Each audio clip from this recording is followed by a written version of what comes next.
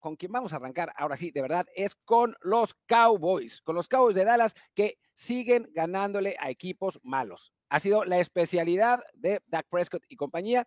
Y bueno, ¿a cuántos más le tienen que ganar para convencernos de que este es su año? Y bueno, esa es la pregunta que tenemos planteada. Yo diría que pueden ganarle a los que sean. O sea, pueden seguir arrollando a los Giants, a los Carolina Panthers, a todo el que quieran, pero hasta que no le den a los Philadelphia, a los San Francisco, a los Detroit, me parece que no podemos realmente tomar en serio estos Cowboys. Yo lo dije desde el principio de la temporada, para mí son uno de los candidatos de la NFC al Super Bowl. O sea, yo creo que el talento está ahí, ¿no? Viendo además cómo jugaron, sobre todo contra Filadelfia, porque contra San Francisco no jugaron bien, pero contra Filadelfia jugaron bien, terminaron perdiendo, pero le plantaron cara en Filadelfia en un partido complicado. Me parece que están ahí. Como hemos dicho también en otros episodios, Mike McCarthy tiene que demostrar que es coach suficiente como para poder llevar a un equipo del otro lado de los playoffs. Hasta ahora, lo que hemos visto en su tiempo en Dallas ha sido muy decepcionante, pero también es verdad que en estos últimos partidos sí estamos viendo al equipo funcionar mejor. La defensiva está, bueno, como ha estado toda la temporada. Micah Parsons, que no había andado tan bien, ya ha regresado al nivel. Dak Prescott está jugando como el Dak Prescott de por ahí de 2019, 2020, cuando los fans de Dallas enloquecidos decían que iba a ser el próximo gran quarterback de la liga. Estamos viendo a unos Cowboys que están respondiendo. Y bueno, podemos preguntarle a otros equipos esta temporada, como los Cincinnati Bengals o como los Buffalo Bills, otros equipos favoritos, de qué se trata ganarle a equipos malos, porque ellos no lo han conseguido siempre y los Cowboys por lo menos esto sí. Así que, bueno, yo no sé tú qué opinas, Mariano, que eres un experto en Mike McCarthy. Cuéntanos qué piensas de los Cowboys. Bueno, realmente son un equipo difícil de juzgar a esta altura si nos basamos en lo que hemos visto a lo largo de la temporada. ¿Por qué digo esto? Porque definitivamente son un conjunto talentosísimo y que desde esa perspectiva tienen todo para ser campeones. Porque es una realidad, tienen un plantel digno de ir a buscar un Super Bowl. La pregunta grande es, como dijiste antes, si están a la altura de hacerlo realmente. Y nosotros venimos marcando ya hace semanas aquí en Trendzone. Es toda una materia actitudinal con los Dallas Cowboys, porque han tenido planteles como este y hasta mejores en el pasado, pero siempre chocan con la misma piedra, que es una cuestión mental. ¿Cuál es esa piedra? ¿Cuál es esa piedra? Son dos, una más pequeña llamada Mike McCarthy y la roca gigante con la que chocan llamada Jerry Jones.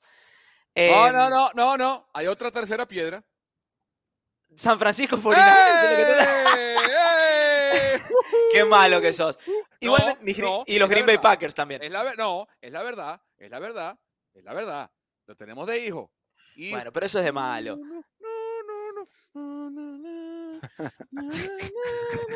Cállenlo ya, Mariano. Sí, por favor. Sigue, la Mariano. Nación Cowboy no me asesine a mí. Es este hombre que tengo a mi derecha el que está en este momento, bueno, a su izquierda, que me está mirando y me está metiendo en problemas. Miren, los Dallas Cowboys tienen una porción muy compleja del calendario a continuación. Tienen que volver a enfrentarse contra los Philadelphia Eagles, tienen que enfrentar a los Detroit Lions, tienen una parada difícil contra los Seattle Seahawks, tienen que jugar contra los Dolphins. O sea, veremos en las próximas semanas realmente de qué está hecho este equipo. Pero para mí están en una posición ideal. Están con un muy buen récord dentro de los playoffs, persiguiendo el liderato divisional. Y al mismo tiempo, no, si bien son los Dallas Cowboys y siempre vienen con esta materia de hype, están en una posición donde no se está hablando de ellos lo suficiente. Están pasando un poquito por debajo del radar y están jugando realmente muy bien. La salvedad de que son equipos malos a los que enfrentan, pero están jugando realmente muy bien. Entonces yo creo que están en esta posición ideal donde no se los consume el hype, no se los consume lo que se espera de ellos y al mismo tiempo están acumulando victorias que le pueden ayudar cuando llegue esta parte difícil, esta porción complicada del calendario contra los rivales que dije, Seattle, Miami, Filadelfia, Detroit. Son ahí al menos 4 semanas muy pero muy complejas para Dallas. Así que veremos cómo lo terminan resolviendo. Para mí no son una mentira los Dallas Cowboys como sí lo han sido en el pasado. Este año son realmente contendientes y creo que van a dar que hablar siempre y cuando puedan imponerse desde lo mental, que es lo que les ha complicado muchísimo la existencia. Otro equipo, y ahí es donde, bueno, acá donde nos podemos poner a hablar un poquito sobre si son fraudes o no. y lo llevo al siguiente tema que nos plantea la producción, Martín, toma papá, la cuestión de los Miami Dolphins. Tuvieron que enfrentarse una vez más a un equipo cercano a los 500, a la barrera de los 500, y tuvieron serios problemas para sacar el partido adelante. Y no es algo de ahora, es algo que se viene dando desde el principio de la temporada y que nos hacen preguntarnos si estos Miami Dolphins son realmente un espejismo o no. Yo creo que ofensivamente hablando son una maravilla. Si la mente de su entrenador Mike McDaniels funciona al nivel que tiene que funcionar o su game plan se desarrolla de la manera que tiene que hacerlo, estamos hablando de una de las ofensivas más eficientes del NFL. Tua está muy bien. La lesión de Tyreek Hill definitivamente complicó un poco las cosas, pero no nos sorprende ahí que Miami ande bien. En la defensiva, Jalen Ramsey también es una fuerza para ser reconocida, pero es donde obviamente tienen un eslabón un poquito más débil. Mi pregunta es la misma que venimos haciendo todas las semanas, toma papá. ¿Es este equipo un espejismo? ¿Es este equipo una realidad? ¿Qué hacemos de estos Dolphins que le ganan a los equipos débiles y le ganan con puntos de estilo, pero cada vez que se acercan a un equipo competitivo, juegan por debajo de sus expectativas realmente? Sí, es una gran pregunta y la que tiene que responder Mike McDaniel y compañía. Este equipo de Miami, para mí, tiene lunares. Primero, el cuidado de la pelota. Cada vez que enfrentan equipos defensivamente sólidos, y Las Vegas, podemos decir cualquier cosa, pero es un equipo defensivamente sólido y ha cambiado la dinámica luego de la salida del régimen de Nueva Inglaterra que tenían ahí en front office, en head coach con Josh McDaniels. Romeo Pierce ha traído una diferencia, un cambio actitudinal al vestuario de ese equipo. Y por momentos se le perdió la actitud a los Raiders y ahora ese fumarse el habano, el puro, el cigarrillo, esa actitud de bad boy que fue lo que caracterizó a Las Vegas toda la vida, o a Oakland, o cuando estaban en Los Ángeles, o a los Raiders, parece volver. Pero de vuelta con los Dolphins, a mí lo que me preocupa de la ofensiva es la incapacidad de ser cuidadosos con la pelota, ¿no? Y la ofensiva de McDaniel, que se parece muchísimo a la ofensiva de McVay, de LaFleur, de Shanahan, lo sabemos todos. Recordemos cuando tuvo problemas, fue cuando Jimmy Garoppolo y compañía no podían cuidar el balón y se le colocaba estrés innecesario a la defensiva, y cuando su defensiva no podía responder, le costaba mucho meterse en los partidos. Es exactamente lo que le está pasando a Miami. El día domingo tuvieron 3 pérdidas de balón. El fumble de Tua, la intercepción de Tua y el fumble de Julian Hill.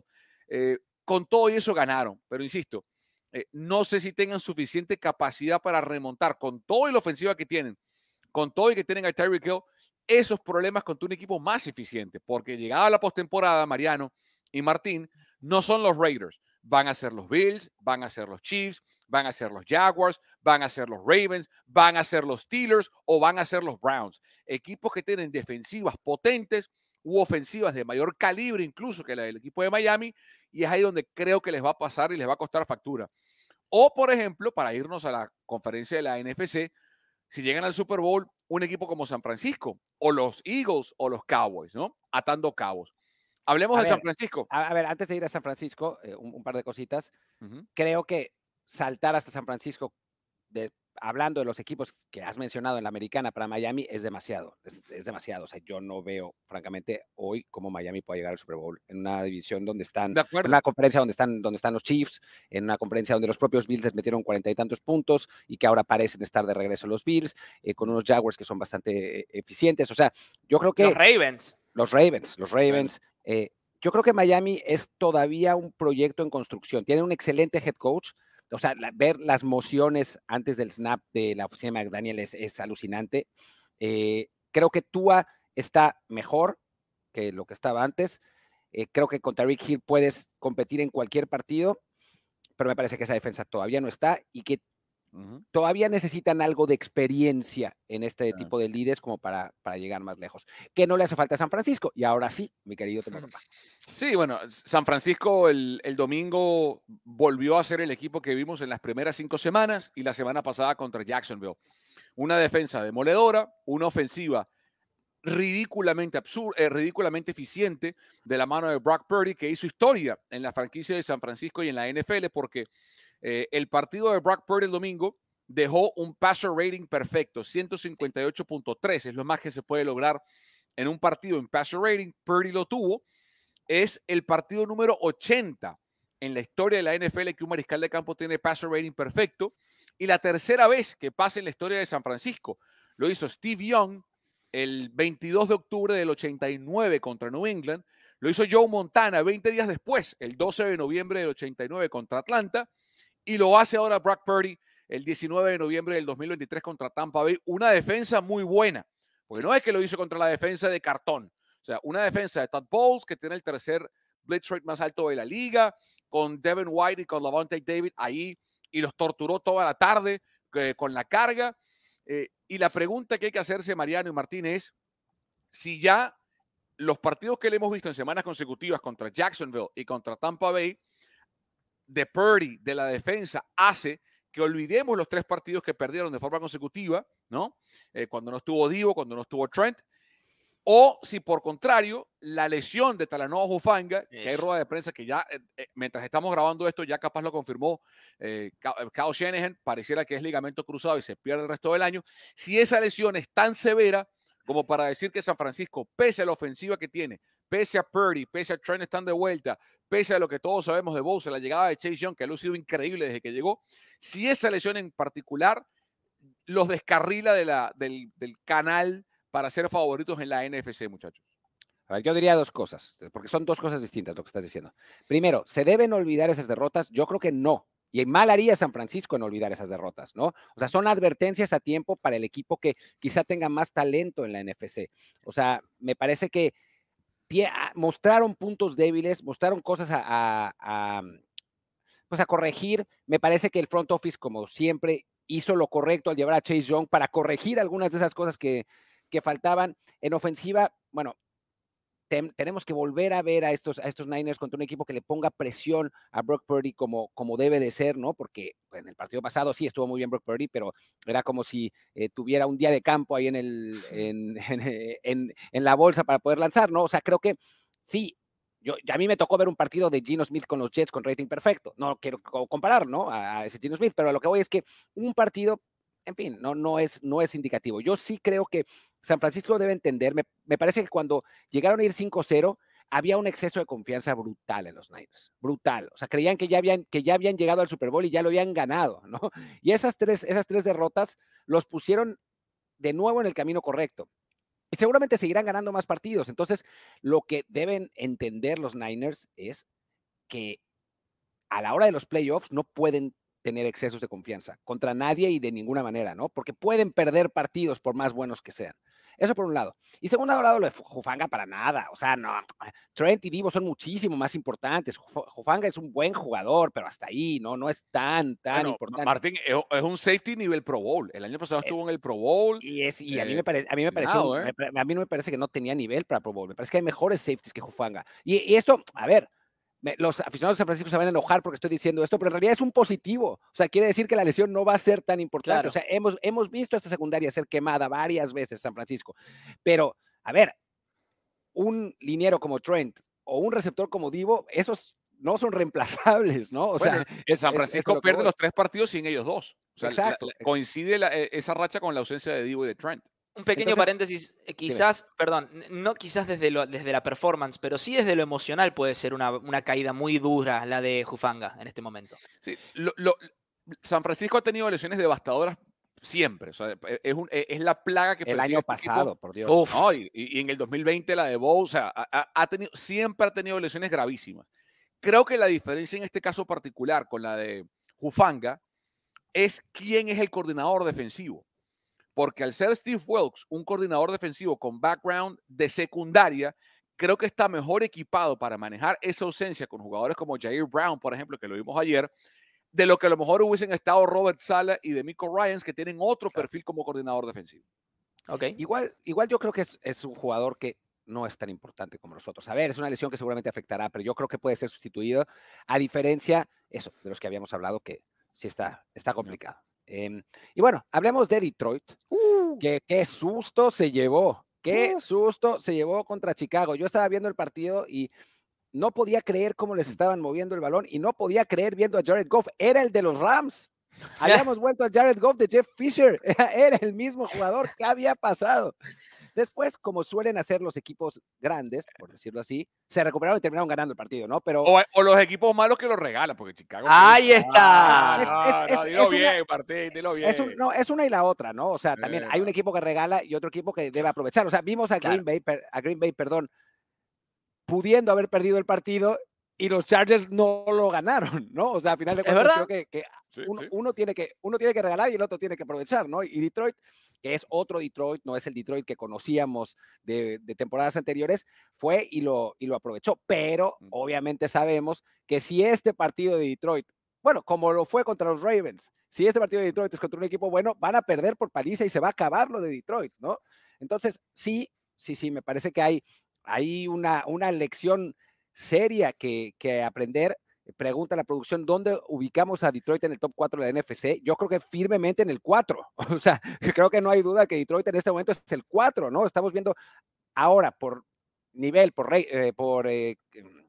victorias y derrotas. O sea, me parece que es Filadelfia, San Francisco, Dallas y Detroit, claramente, ¿no? Después vamos a ver, estamos grabando antes del Filadelfia Kansas City, vamos a ver qué pasa en ese partido y si cambia por el momento, pero creo que por ahí está la cosa. Y Detroit está claramente en el 4, también hasta que no derrote a un equipo de esos tres, ¿no? Le ganó a Kansas City en el primer partido de la temporada, pero bueno, sabemos que no estaba Kelsey, sabemos que, bueno, Kelsey, Chris Jones. Exacto, o sea, era otra cosa, ¿no? Yo coincido con Martín, Dale. yo los pongo igual, así, Filadelfia, San Francisco, Dallas y Detroit, porque por un punto específico, que para mí es el entrenador en jefe. Por más que Mariano tiene traumas con McCarthy y se entiende, McCarthy sabe lo que es ganar un Super Bowl. McCarthy tiene una experiencia. McCarthy sabe lo que significa, lo que hace falta para transitar el combate de un playoff. Nadie en el equipo de los Lions sabe lo que significa eso. Nadie, absolutamente nadie. Salvo Goff, que llevó a un Super Bowl con los Rams. Pero yo creo que a Goff lo llevaron. Él no llevó al equipo de los Rams. Entonces, creo que por ese factor, creo que la única diferencia, Mariano, que haría es si de alguna forma los Eagles se caen, ¿no? Pierden el seed número 1 y los Lions terminan con el seed 1 de la NFC, que puede pasar, ¿eh? Que puede pasar, sí, no, porque a los Eagles les toca juego contra San Francisco en Filadelfia, contra los Dallas los Cowboys en Dallas, juegan este lunes contra Kansas City, o sea, tienen un calendario complicado. Sí. Y si los Lions abrochan el seed 1, tienen ese bye week y luego todo pasa por el Ford Field, ahí a lo mejor pueden hacerse más fuertes, pero yo estoy con Martín con el ranking del 1 al 4. Tengo que decir lo mismo. Pequeña cosa que quiero agregar sobre el partido entre los Lions y los Bears. A mí me fascinan este tipo de estadísticas y es por eso que es preocupante para Detroit lo que pasó. Es la primera vez desde 1934 en la que un equipo que tiene el diferencial de intercambios de balón a favor por 3, como lo tuvieron los Bears, y dominio de la pelota durante 40 minutos en el tiempo de posesión y perdieron. Bueno. Es el partido perfecto para un equipo que está en modo tank. Perfecto. Demostraron que podían ganarle a uno de los candidatos y lo perdieron sobre el final, pero sabiendo que si apretaban el acelerador, los Bears lo podrían haber ganado. Yo creo que eso enciende algunas alarmas en Detroit. Para mí hay un problema con eso. Porque tú estás en modo tank como Chicago, digamos. Pero Justin Fields juega bien. ¿Qué haces? No va más. ¿Qué haces? Porque además vas a tener... O sea, yo creo que no va más, pero tienes probablemente la selección número 1 de Carolina y probablemente la 3 o 4 de su propio récord. ¿Qué haces? ¿No? Es interesante, ¿no? Imagínense que Justin Fields sigue jugando muy bien, la rompe y tal. Ojalá. ¿Amarras tu franquicia a Justin Fields? Yo creo que no va más. Yo creo que Caleb Williams va a ser un Bear el año que viene, si esto sigue así con el pick 1. No sé si Marvin Harrison Jr. va a terminar ahí también. Yo creo que algún equipo en el medio se lo va a terminar llevando antes de que llegue Chicago, a menos que Chicago haga trade up para llevárselo. Pero yo no veo cómo Caleb no termina, insisto, salvo que otro equipo tenga el pick 1, que esto es Chicago. Yo veo a Caleb el año que viene jugando en Illinois. Sí, veo lo mismo. Habiendo dicho eso, el pick 1, ¿eh? Si es que yo lo veo. Yo todavía lo veo. No, Drake May se ve bien, pero lo veo bien. Caleb. No, la defensa de los Trojans es trágica. Y eso es no es espantosa y su línea ofensiva es aún peor. Pero eso no es culpa de Caleb. Sí voy a decir lo siguiente. habiendo dicho esto y coincidiendo que Caleb Williams probablemente sea un oso de Chicago el año que viene, creo que los Chicago Bears tendrían que hacerle una extensión de contrato de 10 años a Justin Fields. Creo que deberían darle $200 millones garantizados No sea malo, y que se quede a vivir en la NFC Norte.